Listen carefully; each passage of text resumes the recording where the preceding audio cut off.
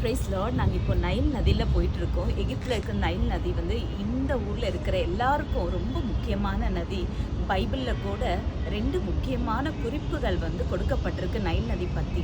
அதில் ஒன்று முக்கியமானது மோசேயினுடைய வாழ்க்கையில் அவர் கிட்டத்தட்ட அந்த ராஜா பிள்ளைங்களெல்லாம் கொல்லும்போது தன் தாய் வந்து ஒரு நாணல் பெட்டியை பண்ணாங்க. அந்த நாணல் பெட்டின்றது பப்பிரூஸ் என்ற ஒரு காரியத்திலேருந்து செய்யப்பட்டது. அந்த நாணல் பெட்டியை பண்ணி அதில் கீழும் பிசிலும் பூசி மோசே அதற்குள்ளே வைத்து அந்த நதியில் விட்டுட்டாங்க. அந்த தாய் நம்பிக்கையே இல்லாமல் கூட இருந்திருக்கலாம், இல்லை கர்த்தர் மேல் முழு நம்பிக்கையும் வைத்து தன் மகன் அந்த நதியில் விட்டுருக்கலாம். ஆனால் பெரிய திட்டத்தை வைத்திருந்தார்.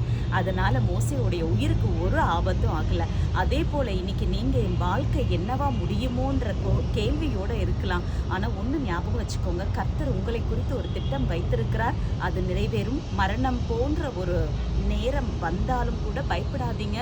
நீங்கள் கர்த்தர் மேல் நம்பிக்கை வைத்து அவரிடத்துல நீங்கள் ஜெபம் செய்து உங்கள் கவலையை வந்து அவர் பாதத்தில் வைத்து விட்டுருங்க. கர்த்தர் உங்களை நடத்துவார். மோசேயின் மூலம் திட்டத்தை நிறைவேற்றின தேவன் உங்கள் மூலமும் அவருடைய திட்டத்தை நிறைவேற்றுவார். ஆமீன்.